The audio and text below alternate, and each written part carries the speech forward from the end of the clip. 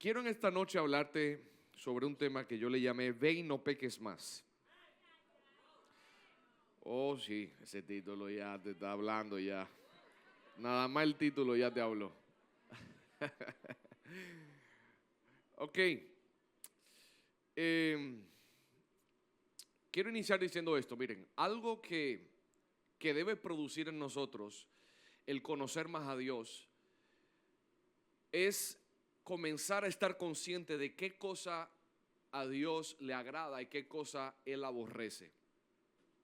Mientras más conozcamos a Dios, debemos estar conscientes de eso. Y es algo que se da automático en cualquier relación. Si yo comienzo a conocer una persona, automáticamente yo voy a comenzar a entender qué cosas le agradan y qué cosas no le agradan. Qué detesta, qué le gusta, cuáles son sus anhelos, cuáles son sus planes, cuáles son sus deseos. Y lo mismo pasa en nuestra relación con Dios. Cuando nosotros comenzamos a conocer a Dios, vamos a comenzar a conocer su voluntad para nuestra vida, vamos a conocer sus planes y también vamos a conocer lo que Él no le agrada, lo que Él detesta. Y hay cosas que Dios detesta. Aunque parezca fuerte la palabra, sí hay cosas que Dios aborrece. Sí hay cosas que Dios no le agrada. Entonces, digan conmigo, en cualquier relación hay cosas que al otro no le agrada. Hay cosas que a Mariana, mi esposa, no le agradan. Si yo las hago, hay cosas que yo me voy a meter en problemas. Y oiga, si alguien me pregunta a mí, pastor, ¿cuáles son las cosas que a la pastora Mariana no le agradan? Yo te las voy a mencionar así por lista, tan. ¿Cuáles son las cosas que sí le agradan? Esta, ¿Y por qué yo puedo mencionarlas? Porque yo la conozco.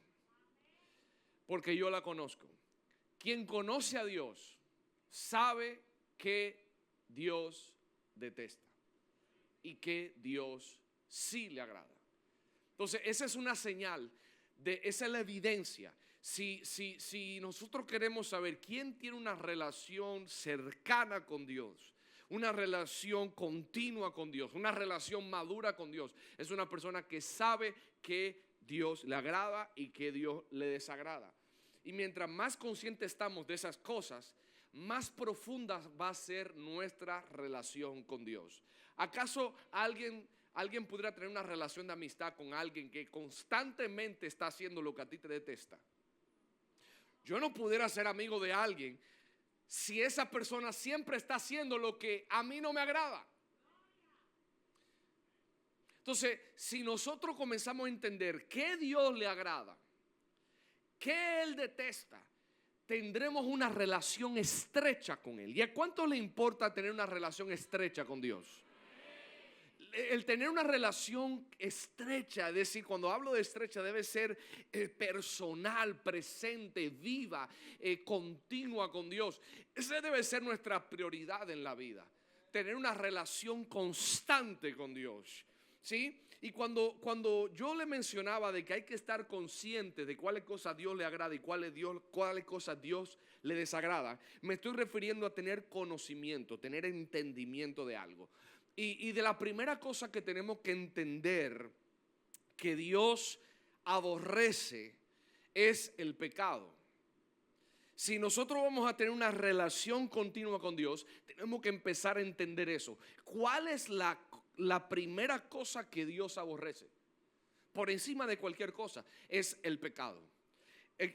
Yo no dije que a Dios no le gusta el pecado, yo estoy diciendo que Dios detesta el pecado.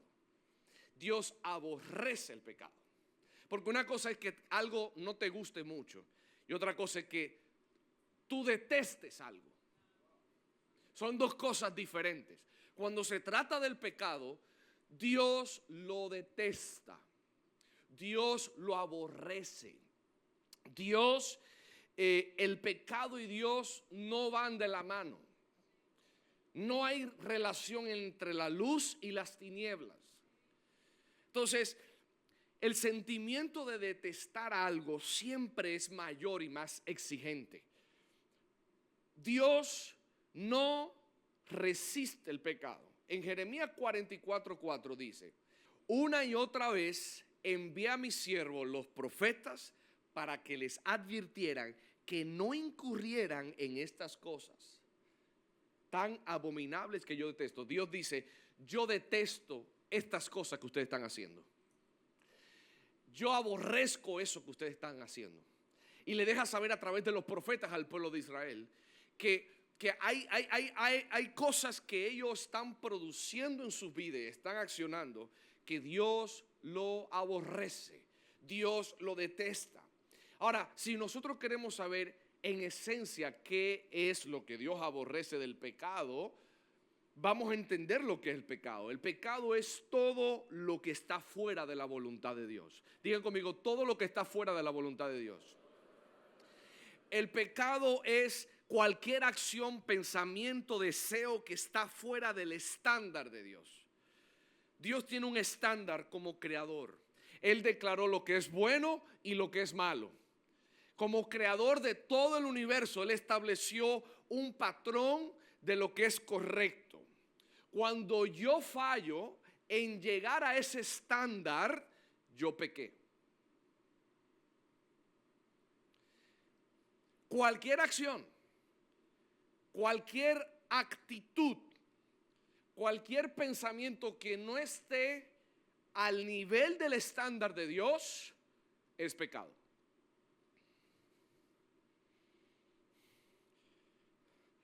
Él estableció el estándar del matrimonio entre un hombre y una mujer. Si yo no llego a ese estándar, pequé automáticamente. Dios puso el estándar de que la mentira es incorrecta. En el momento que yo miento, ya violé el estándar. No llegué al estándar que Dios tenía. Si yo mato a alguien, si yo robo, si yo tengo incluso la intención y el deseo de robar o matar a alguien, ya automáticamente estoy por debajo del estándar. ¿Ustedes me están entendiendo? Entonces, por eso es que la palabra de Dios dice que todos hemos pecado, porque en este lugar no hay ni una persona que por sus propias fuerzas pueda llegar al estándar de Dios. Todos hemos pecado y por eso necesitamos perdón de nuestros pecados. Por eso necesitamos ser redimidos por nuestros pecados. Nunca vamos a llegar al estándar de Dios por nuestras propias fuerzas. Nunca. Entonces, cuando nosotros salimos de todo lo que Dios estableció, ahí se da luz el pecado. Ahora, si eso es el pecado, ¿por qué Dios lo aborrece? ¿Por qué no simplemente Dios dice: ok, pecaste, punto, ya? Ya, o sea, ¿por qué Dios no simplemente dice: bueno, yo te lo dejo pasar, no importa, tranquilo, sigue tu vida, para adelante?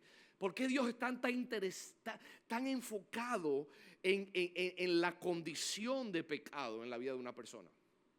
¿Por qué? Porque primero, el pecado pone división entre Dios y nosotros. Todo lo que es pecado te va a dividir de Dios.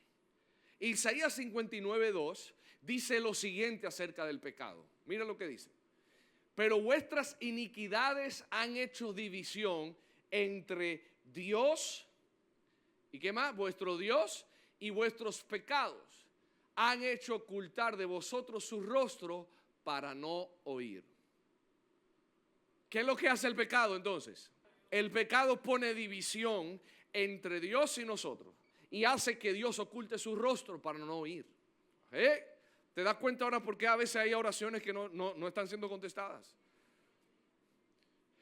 El pecado pone una división automáticamente. Digan conmigo: una división. Dígalo otra vez: división. Pero dígalo más fuerte: división. Entonces, Dios aborrece el pecado por esa división. ¿Por qué más Dios aborrece el pecado, pastor? Dios aborrece el pecado porque el pecado te va a esclavizar y te va a destruir. El pecado te va a destruir. Si tú eliges pecar, estás eligiendo sufrir. Si tú eliges pecar, estás eligiendo padecer destrucción, porque todo lo que es pecado destruye. El pecado te envuelve y te brinda una felicidad del momento, pero al final te destruye. Al final destruye tu cuerpo, tu alma, tu espíritu. Es destrucción total. Eso hace el pecado. Destruye. El pecado Dios lo aborrece porque afecta a otros. No solamente te destruye a ti, pero afecta a los demás. El pecado es la razón por la que hay tanto sufrimiento en el mundo. El pecado es la razón por la que tú tienes que cerrar tu puerta con seguro en la noche. Ese es el pecado. Entonces el pecado no solamente te destruye a ti, destruye a todos los que están a tu alrededor. Dios lo aborrece por eso. Dios aborrece el pecado porque es lo opuesto a su naturaleza. Entonces por eso es que entre la luz y las tinieblas no hay comunión. Dios dice, eso va en contra de quien yo soy. Esa no es mi esencia. ¿Por qué Dios aborrece el pecado? Porque pervierte la imagen de Dios en ti. El pecado va a pervertir la imagen y semejanza de Dios en tu vida. Totalmente. ¿Ustedes me están entendiendo o no? Entonces, el pecado, si Dios nos hizo a su imagen y semejanza, el pecado pervierte eso. Dios dice, cuando el pecado entra en la vida de una persona, cuando una persona está continuamente pecando, no se parece a mí. No se parece a mí. Dios dice, yo no te hice, yo no te formé con ese patrón. Yo no te formé con ese instinto. Yo no fui el que puse en ti eso. Eso no se parece a mí. Entonces Dios ve que su creación es pervertida por el pecado. Pervertida por todo lo que el pecado hace en nosotros. Entonces, todo esto hace que Dios aborrezca el pecado. Dios no aborrece el pecado solamente porque, infringiste mi estándar y ya está frito.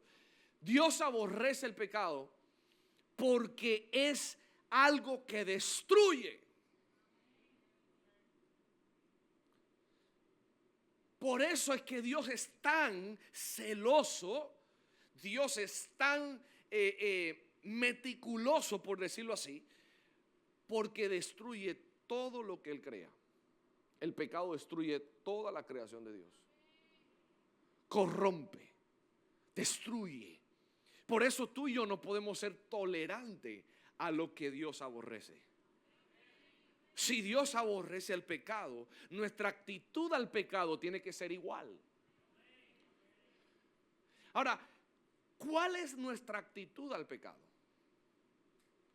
¿Tenemos la misma actitud que tiene Dios o tenemos otra actitud? Porque cuando se trata de Dios y el pecado, Dios aborrece completamente el pecado. Pero ¿tenemos nosotros la misma actitud? ¿Hemos tolerado el pecado o lo hemos abrazado el pecado? Y lo que el enemigo quiere hacer en los jóvenes es hacerlos tolerantes al pecado. El enemigo quiere que tú te vuelvas tolerante, que tú básicamente quites el ojo de ahí y te hagas el loco, como que no pasa nada. Y cuando Dios ve pecado, Dios no quita el ojo. Dios literalmente, como dice la palabra, pone una linterna y lo señala, porque todo lo que es del pecado, todo lo que produce el pecado es muerte. Cuando Dios es tan meticuloso con el pecado es porque Él quiere sanarte, quiere salvarte de una destrucción. Él quiere. Y tú me dices, pastor, ¿por qué entonces Dios no acaba con el pecado y punto? Si hay tanta destrucción, si hay tanto dolor por el pecado, ¿por qué Dios no simplemente acaba con el pecado? Pues te tengo la buena noticia. Hace 2000 años Él quitó el poder que tenía el pecado sobre ti y sobre mí y envió a su Hijo para que ya tú y yo no viviéramos en el pecado, para que ya no vivieras sometido al pecado, para que ya el poder del pecado no estuviera sobre ti. Entonces, la razón por la que Jesús muere en la cruz es para llevar tus pecados y mis pecados. en la cruz y pagar el precio en la cruz por los pecados de la humanidad. Esa es la razón. Entonces, ¿cómo lidió Dios con el pecado? Lo lidió en la cruz. Le dijo, lo voy a remover esto de aquí. Entonces, diga conmigo, Dios aborrece el pecado. El enemigo hace esto. El enemigo hace esto y te dice, Dios te dice que tú vas a morir. Eso es mentira. Si tú pruebas del fruto que Él te dijo que no comas, vas a ser igual a Él. El enemigo hizo tolerante a Eva de lo que Dios le dijo que no hiciera. Y le dijo, si tú comes no vas a morir, tú vas a ser igual que Él. Y esa es la estrategia que Él usó antes, es la misma estrategia que usa ahora. El enemigo busca la manera en suavizar las consecuencias del pecado. El enemigo busca la manera en la que tú minimices el impacto y la esencia del pecado. Entonces, él dice, es una mentira piadosa. El enemigo quiere que tú no veas en sí que eso es una infracción a la ley de Dios y que tiene consecuencias. Y él dice, bueno, mentiste y no pasó nada. Viste, no se cayó el cielo, no te moriste. No pasa nada. Eva, no vas a morir, tranquila. Entonces, por eso necesitamos tener una conciencia viva, que nuestra conciencia esté alumbrada por el Espíritu Santo, para que no nos hagamos de la vista gorda del pecado, sino que podamos identificarlo, que podamos examinar nuestros corazones. Porque le voy a decir algo, aunque la consecuencia no venga en el momento, todo pecado, tarde o temprano, siempre trae una consecuencia. Siempre habrá consecuencias por la infracción de una ley de Dios. Si Él minimiza el impacto del pecado, entonces podemos pecar deliberadamente. No importa. Si Él minimiza, si Él no quiere, si él quiere que tú veas el pecado como algo pequeño, entonces podemos hacerlo siempre. Y escuchen esto, escuchen esto. El diablo quiere que tú veas el pecado como un error y no como pecado. Dios no puede transformar a una persona que cometió un error. Dios puede transformar a una persona que cometió un pecado. Lo que quiero decir es, no hay arrepentimiento de un error, lo que hay arrepentimiento del pecado. Eso es.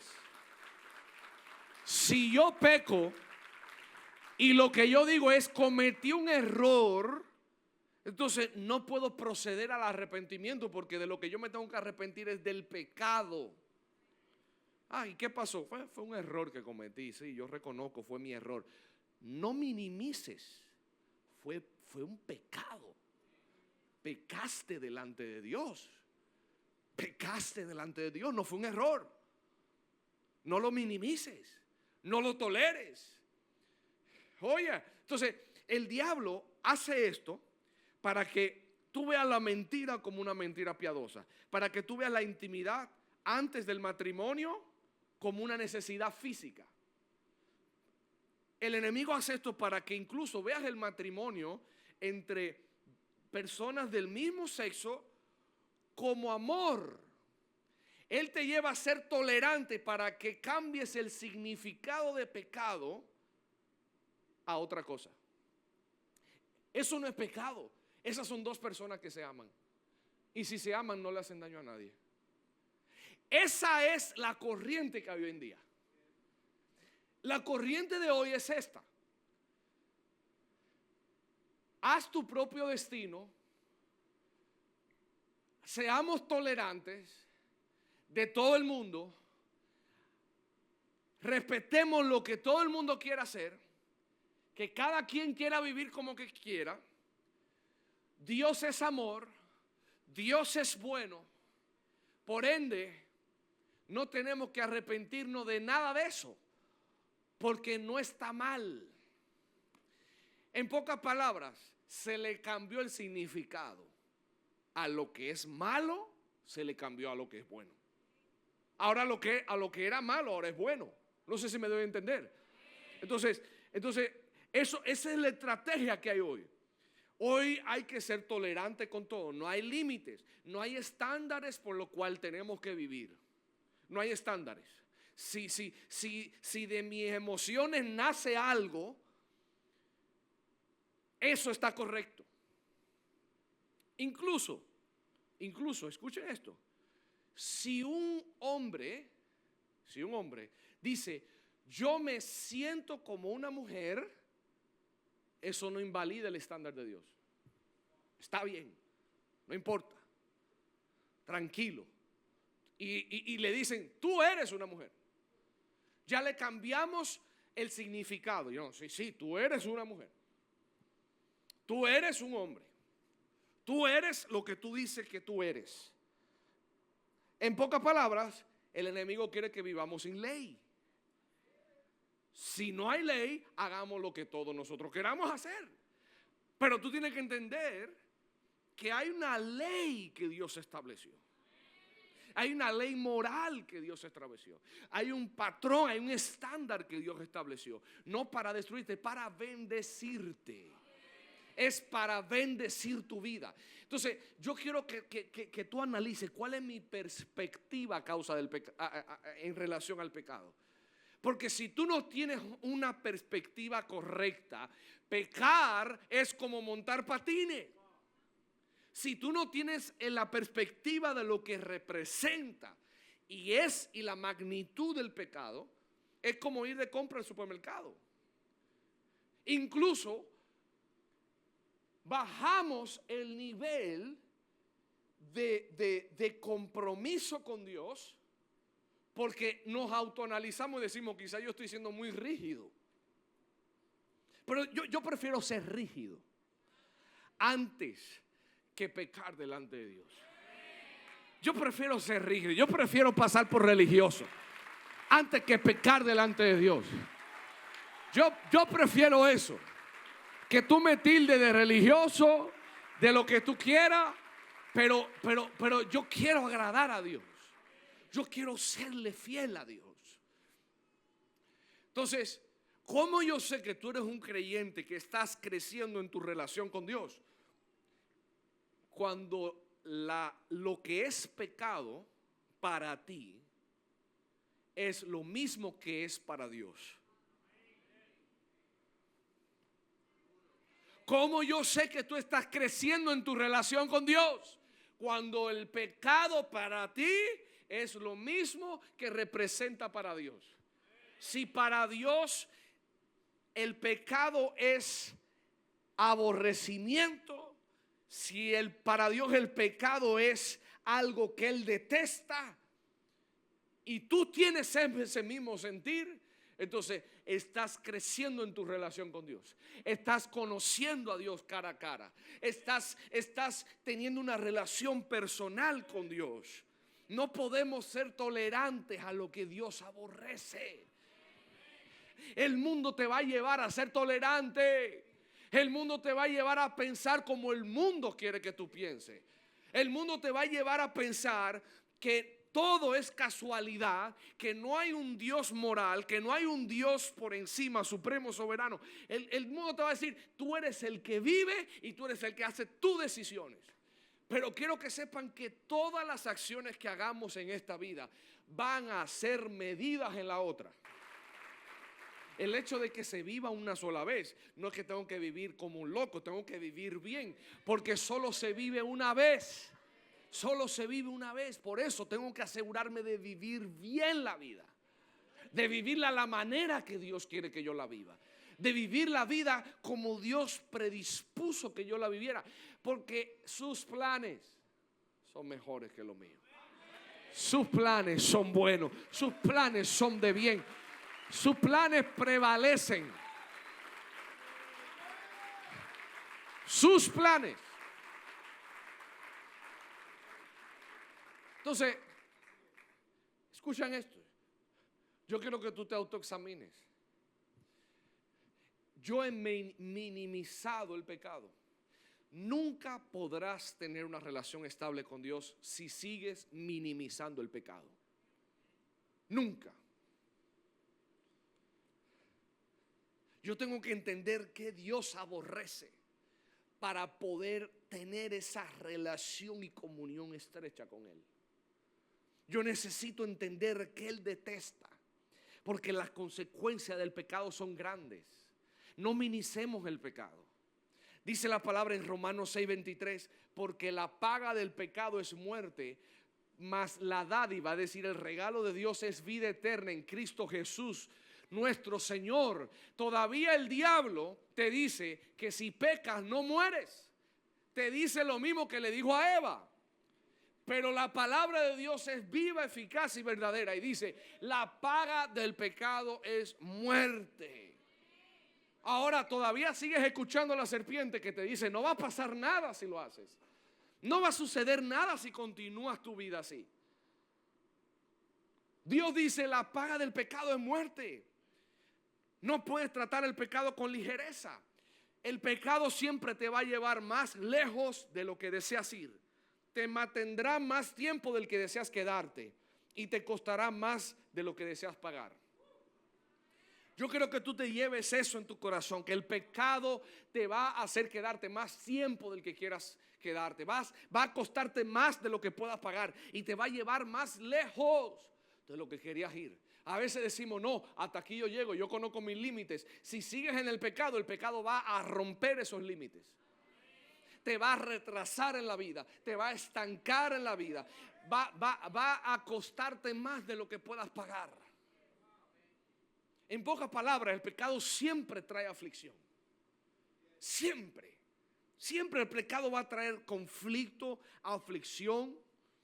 Y muchos de nosotros persistimos porque no se nos ha revelado la gravedad de lo que representa el pecado, de las consecuencias que trae el pecado en nuestra vida. El creyente alerta, sobrio, despierto, es rápido en reconocer el pecado. Es rápido. ¿Tú has visto cuando alguien come mi esposa, ella come algo y dice, esto tiene tal cosa. Tiene canela, tiene esto, tiene verdura, tiene canela y verdura. Yo sé que no va de la mano, pero tiene limón, yo siento que tiene limón. Ay, sí, tiene limón. ¿Cómo tú sabes? Lo probé.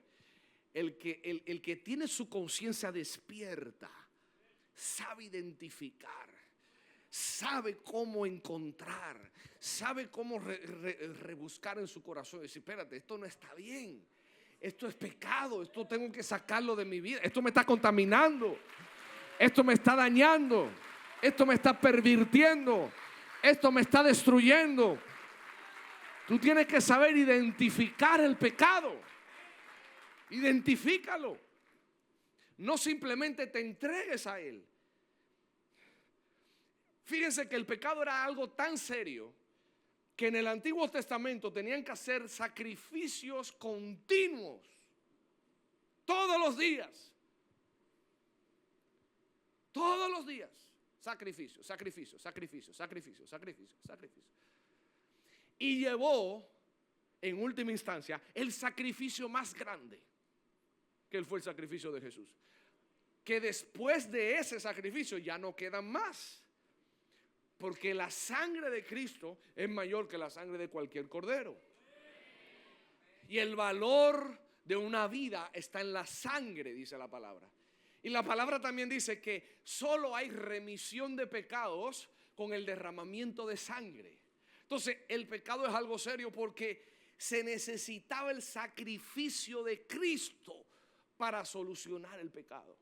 Y cuando yo no valoro el sacrificio de Cristo, estoy pisoteando su sangre. Estoy pisoteando la gracia del Señor. Estoy diciendo, a mí no me importó que tú moriste en la cruz. Tú tienes que compadecerte de mí y resolver tu lío. A mí no me importa. Pero no es así. Se necesita gente determinada que pueda decir, yo voy a morir a mis deseos. Yo no solo me identifico con la resurrección, yo me identifico con el padecimiento de Cristo. Y como Él padeció por mí, así voy a padecer por Él en la carne, para ser semejante a Él en su muerte y su resurrección. Aleluya. Si tú quieres ser igual a Cristo, tienes que comenzar a morir a tus deseos. Hay gente que quiere ser igual a Cristo solamente en su resurrección. Tú quieres resurrección, tienes que primero morir. Si tú quieres resurrección, primero tienes que crucificar tus deseos, tus anhelos que están debajo del estándar de Dios. ¿Estamos entreteniendo o estamos muriendo al pecado? ¿Es serio el pecado? Dice en Efesios 1:7. Miren esto. En quien tenemos redención por su sangre, el perdón de pecados según las riquezas de su gracia. ¿En qué? En quien tenemos redención por su sangre, el perdón de pecados según las riquezas de su gracia. La gracia del Señor no es la autorización para pecar. La gracia de Dios no es la autorización que Dios te da para decirte, ya yo te perdoné cuando creíste en la cruz y recibiste mi perdón. No es eso la gracia. La gracia no es algo con lo cual nosotros simplemente decimos, wow, gracias y punto, gracias por perdonarme. Vuelvo a lo mismo. ¿Sabe? Gracia significa algo inmerecido. Por su deseo inmerecido, por su riqueza de su deseo inmerecido, fuimos nosotros redimidos por su sangre. Yo tengo que valorar ese favor inmerecido. Yo tengo que decir, Señor, yo valoro tanto lo que tú hiciste por mí. Se nos tiene que revelar la realidad del infierno a nosotros. Se nos tiene que revelar lo que es la consecuencia del pecado para poder decir, gracias por tu sacrificio. Gracias por dar tu sangre. Gracias por dar tu sangre por mí en la cruz. En Romanos 6:1 dice, ¿qué concluiremos? ¿Vamos a persistir en el pecado para que la gracia abunde? De ninguna manera. Nosotros que hemos muerto al pecado, ¿cómo podemos seguir viviendo en él? No hay tal cosa como esa. No hay tal cosa como decir, yo estoy en la gracia de Dios y seguir pecando.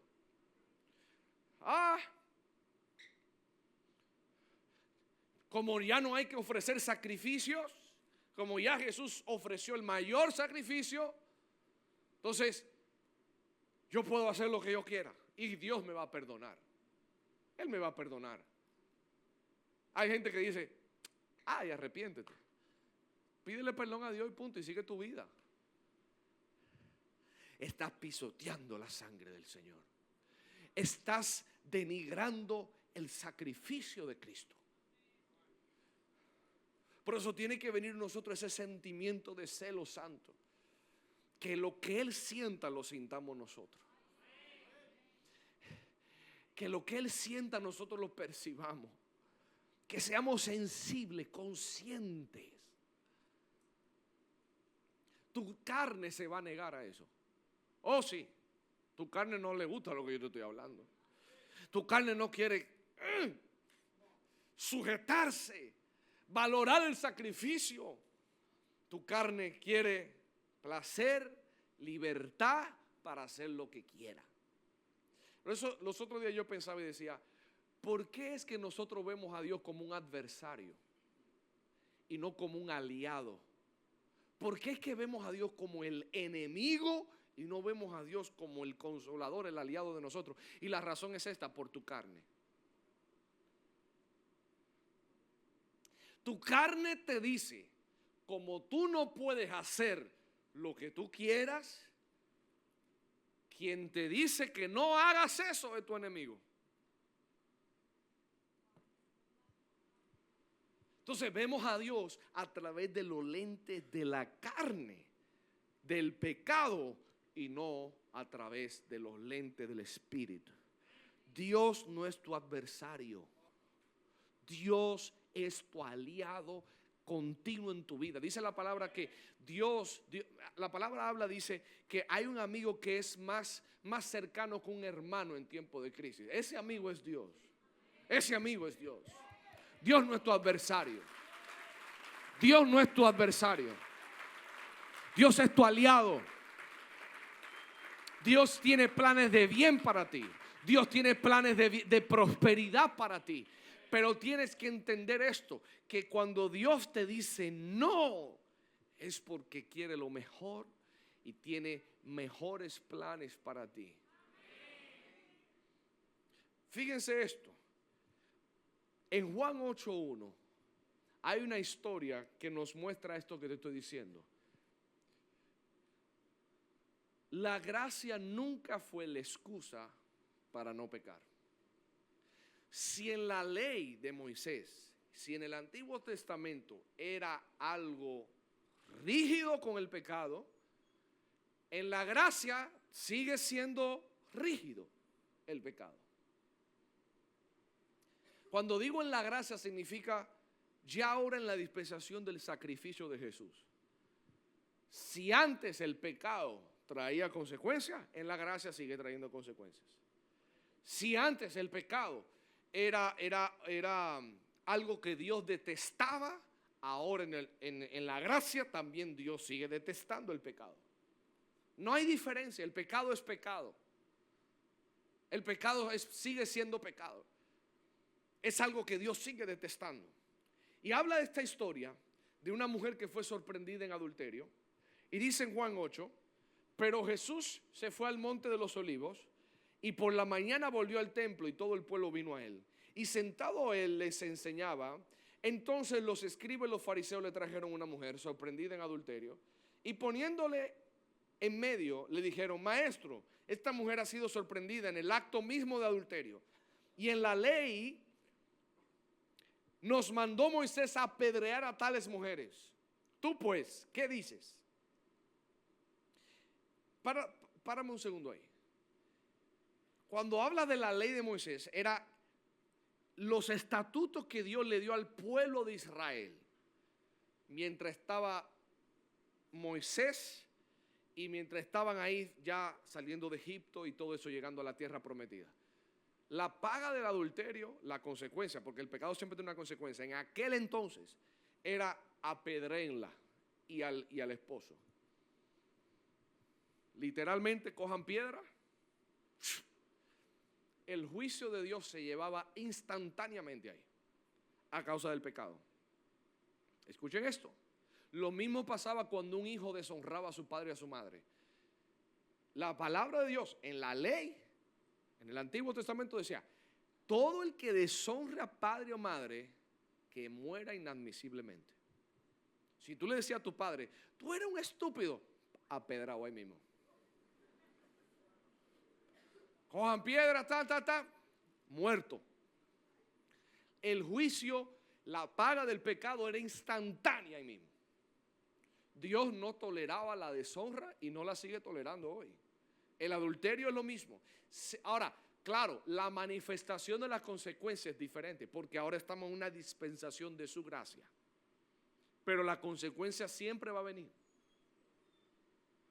Escuchen esto, el versículo 6. Mas esto decían tentándole para poder acusarle. Pero Jesús, inclinado hacia el suelo, escribía en tierra con el dedo y como insistieran en preguntarle, se enderezó y les dijo, el que de vosotros esté sin pecado, sea el primero en arrojar la piedra contra ella. E inclinándose de nuevo hacia el suelo, siguió escribiendo en tierra. Pero ellos, al oír esto, acusados por su conciencia, salían uno a uno, comenzando desde los más viejos hasta los postreros. Y quedó solo Jesús y la mujer que estaba en medio. Y enderezándose Jesús y no viendo a nadie, sino a la mujer, le dijo, mujer, ¿dónde están los que te acusaban? ¿Ninguno te condenó? Y ella dijo, ninguno, Señor. Entonces Jesús le dijo, ni yo te condeno, vete y no peques más.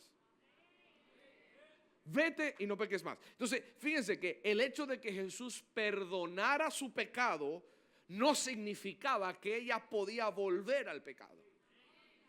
El hecho de que Jesús no la condenara a ella en ese instante, el hecho de que Jesús le mostrara misericordia y su gracia para perdonarla, era como un preview de lo que iba a pasar en la cruz. ¿Ok? Él podía decir, ok, la consecuencia era que tú podías morir ahora mismo.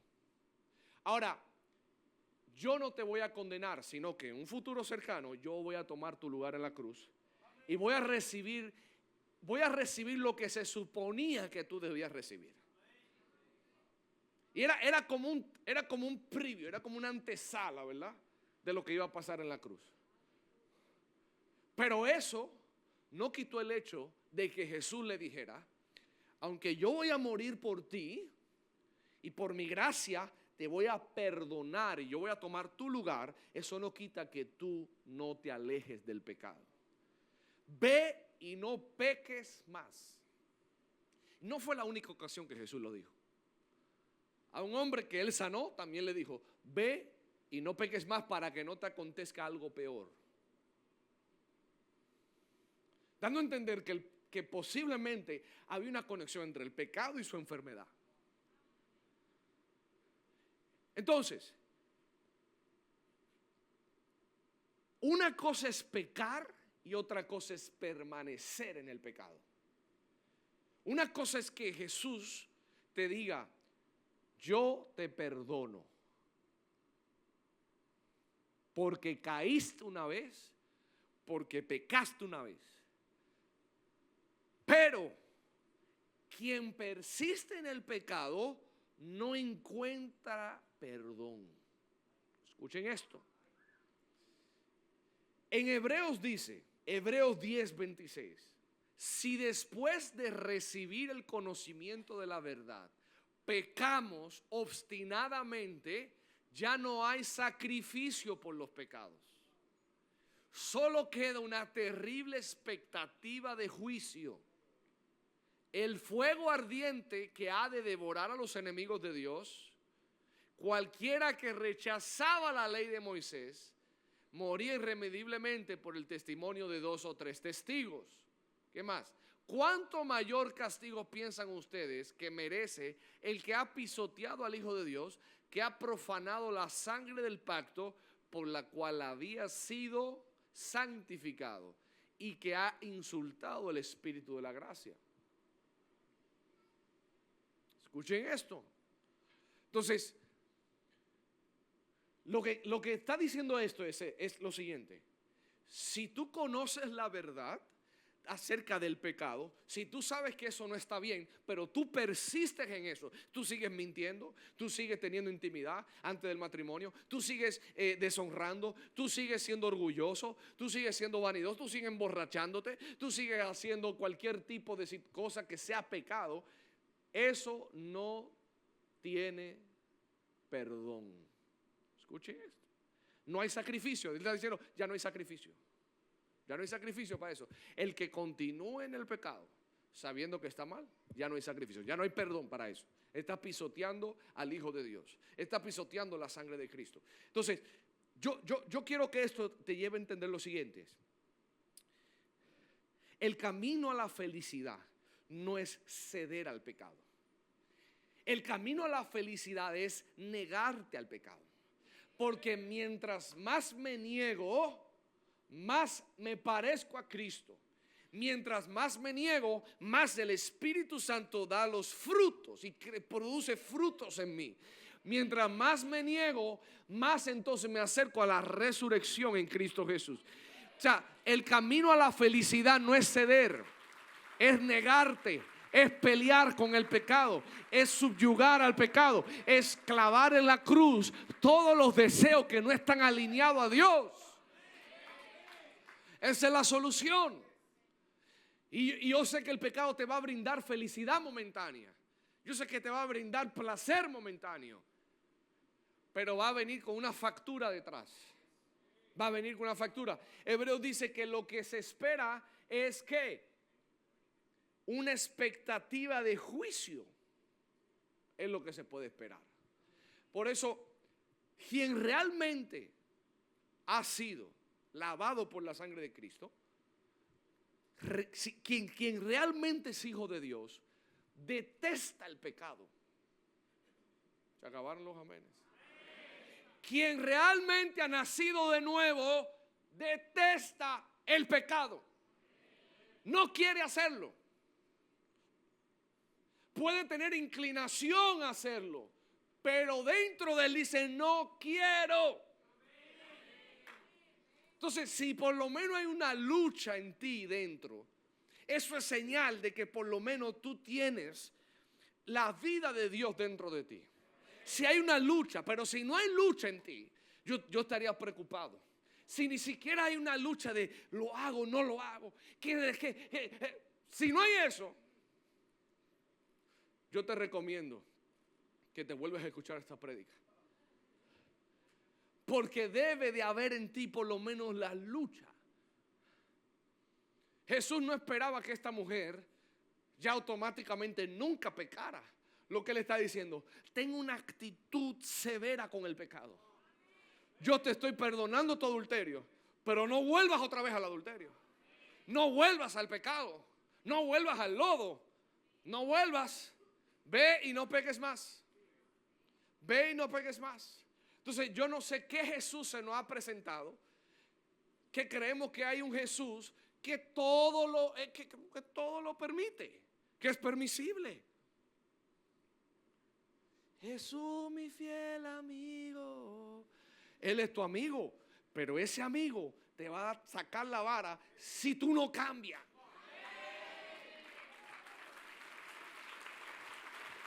Ese amigo, escuchen, ese amigo es capaz de básicamente eso, de hacer esto. Si tú quieres seguir por ahí, yo no te voy a detener. Yo te voy a buscar. Pero si al final del día tú no quieres, ese es tu problema. Yo voy a intentar buscarte. Tú eres de las 99, yo la voy a dejar. Y te voy a buscar a ti. Pero asegúrate que cuando yo te busque, tú quieras venir. Porque si tú no quieres venir, yo no puedo forzarte a algo que tú no quieras. Escuchen, el Jesús que se presenta hoy es un Jesús que todo lo permite. Hoy tú vas a ver gente que en el nombre de Jesús defiende la ideología de género. En el nombre de Jesús defienden el matrimonio entre mismo sexo. En el nombre de Jesús defienden totalmente el pecado. Totalmente. Dicen, Jesús nunca habló de eso. Jesús esto. Jesús era amor. Jesús era amor. Yo te voy a mostrar el Jesús que realmente está en la palabra. El Jesús que está en la palabra, el día que Él resucita, amonesta a su discípulo. Se supone que un día feliz, ¿sí o no? Se supone que un día que, ay, resucitaste. No, siéntense ahí. ¿Por qué ustedes no le creyeron a ella? Y literal, la palabra dice que los reprendió por no haber creído en lo que le habían dicho que Él había resucitado. Imagínense, el día que Él resucita, ya le está afirmando y le está dando una corrección.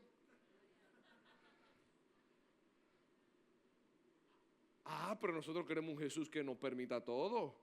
Nosotros queremos un Jesús que me acepte mi novio, ladrón, drogadicto y que me lleve al pecado. Jesús te dice, no, tú estás equivocada. Yo no te acepto eso. Yo no te acepto eso. Yo no te acepto ese pecado.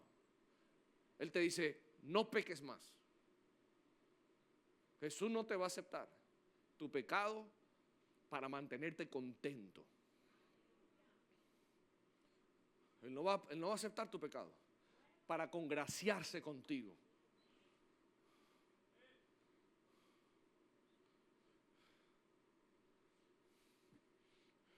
Entonces, Jesús no es permisible el pecado. Jesús no lo tolera. Si no lo toleraba en el antiguo, no lo tolera en el nuevo. No lo tolera. ¿Qué vas a hacer esta noche? Vas a ir a la cruz, vas a tomar los clavos, vas a negarte a tus deseos o vas simplemente a ceder. Es una decisión que tienes que hacer. Pero te digo, la felicidad no está en ceder. La felicidad está en morir por aquel que te amó. Esa es la felicidad más grande. Esa es la plenitud más grande que vas a encontrar. Cuando tú encuentras a alguien que está dispuesto a morir por algo, tiene convicciones. Para este caminar en Cristo se necesitan convicciones. Convicciones fuertes. Un hombre y mujer de convicción dicen: mátame, pero eso es lo que yo creo. Un joven de convicciones dicen: mátame, pero yo no voy a cambiar mi mentalidad. Si tú tienes convicción del pecado, esto es lo que tú deberías decir: yo prefiero que si este brazo me hace caer, cortarlo y entrar manco al reino de Dios. Si esos ojos me hacen caer y pecar, yo prefiero sacármelos y entrar ciego al reino de Dios. ¿No lo dijo Jesús? ¿No lo dijo Jesús? Si tus ojos o tu brazo es ocasión, si tu mano te es ocasión de caer, remuévelo. Es mejor que tú entres al reino de Dios así que a una eternidad. ¿Qué tú prefieres? ¿Una eternidad en el infierno con los dos brazos o el cielo sin brazos?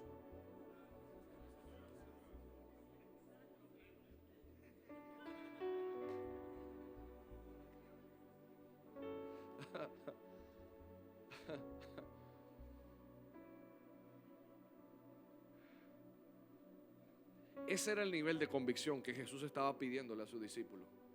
Yo no sé por qué lo hemos rebajado. Yo no sé por qué queremos un Jesús permisible. Y peor aún, si tú eres radical, la gente se ofende.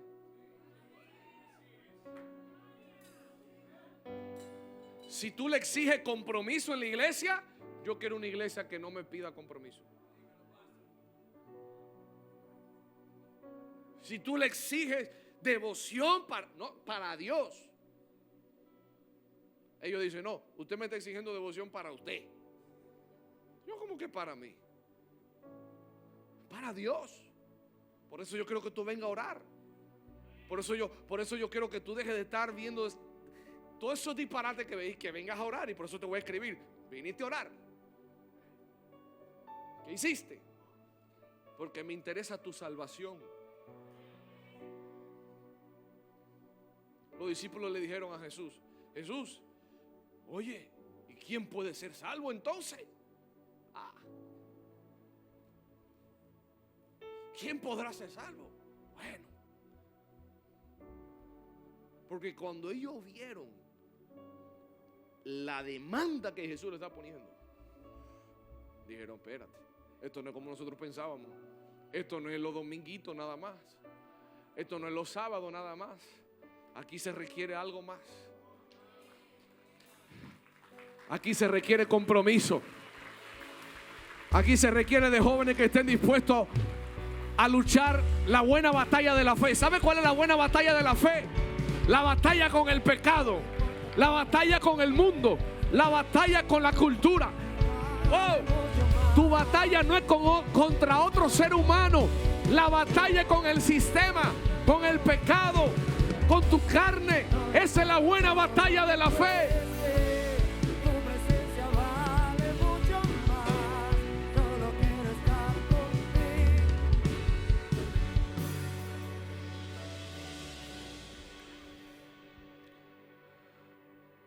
Háganse así en la cara. Hátelo más fuerte ahora, yo no me lo voy a hacer. ¿Te dolió? Cuando tú falles a Dios, debe de haber un dolor. Si no hay dolor, hay problema. Si tú criticaste a alguien y chismeaste de alguien, dijiste mentira, debe de algo, debe dolerte. Debe de sentir, de estar consciente, de decir, wow. Incluso no esperar a que pase, que ya el solo hecho de planificarlo. Ay, no, yo no puedo hacer eso. Yo no puedo ofender a Dios. Yo no puedo herir a Dios. Yo quiero honrarlo con mi vida. El dolor que le provocamos a Él y que nos provocamos nosotros es más grande que eso que tú acabas de hacer. Pero el pecado no te lo deja ver. No lo minimices. No lo minimices. Pecado es pecado. No importa el tamaño de la mentira. La mentira es mentira.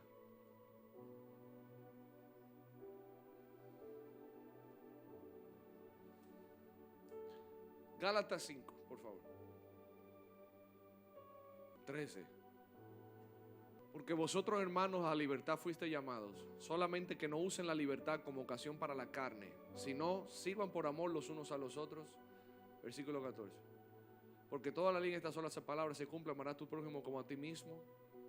Pero si os mordéis o coméis uno a otro, mirad que también no consumáis a otros. Digo pues, andad en el espíritu y no satisfagan los deseos de la carne. Porque el deseo de la carne es contra el espíritu y del espíritu es contra la carne. Estos se oponen entre sí, para que no hagan lo que quieran hacer. Porque no son guiados por el espíritu, no están, pero si sois guiados por el espíritu, no están bajo la ley.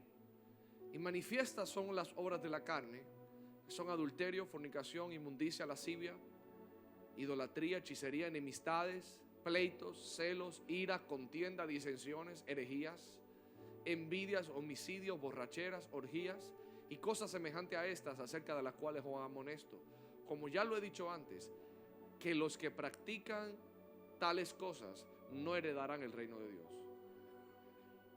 ¿Se fijan? Una cosa es pecar y otra cosa es practicar. Si tú estás practicando estas cosas, el juicio de Dios es el que tienes que tener expectativa que va a venir sobre ti.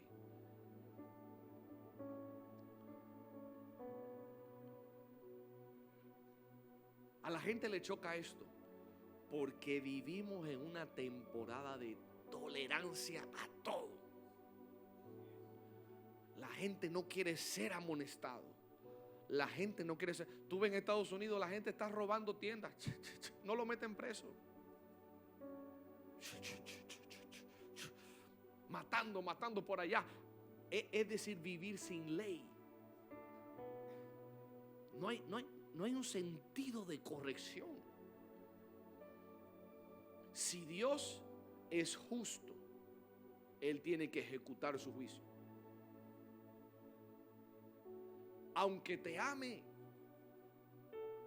su justicia y su amor no compiten. Él te ama tanto que por eso dio la vía de Cristo, para que no sufras ese juicio. Por eso es que de tal manera nos amó, para que ya no tuviéramos que ir a ese lugar.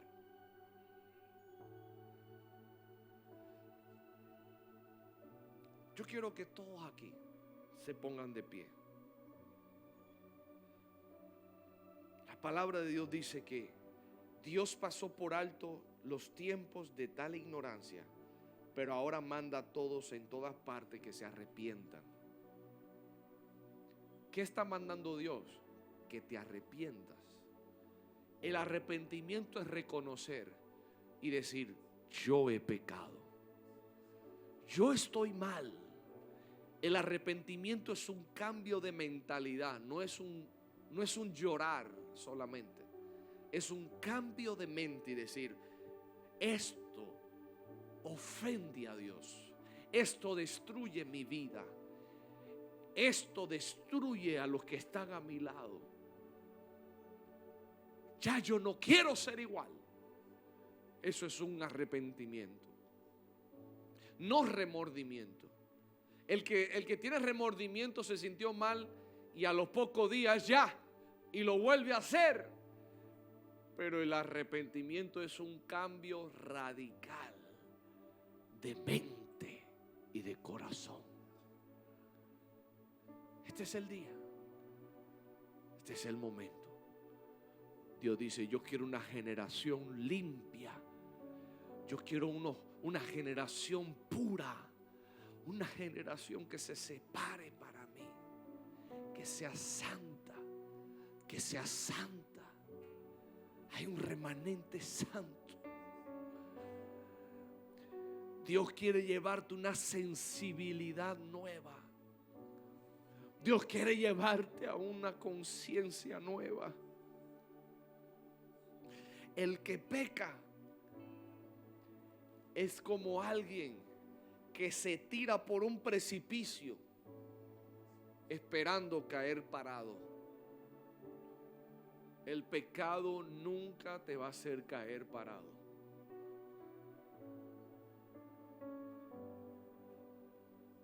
Dios tiene que limpiar tu conciencia. Y ahí donde estás, su espíritu está aquí para limpiarte y traer cambio y transformación. Va a venir una sensibilidad tan grande.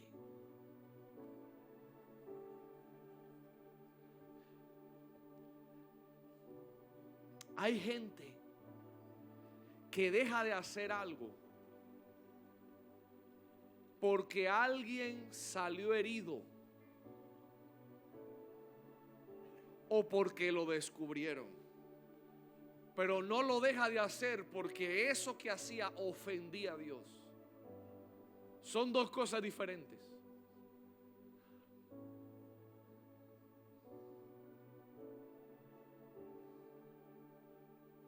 ¿Te sientes más mal por lo que esa gente sintió que por lo que Dios sintió? ¿Te sientes mal porque ahora salió a la luz lo que había? ¿O te sientes mal porque le fallaste a Dios?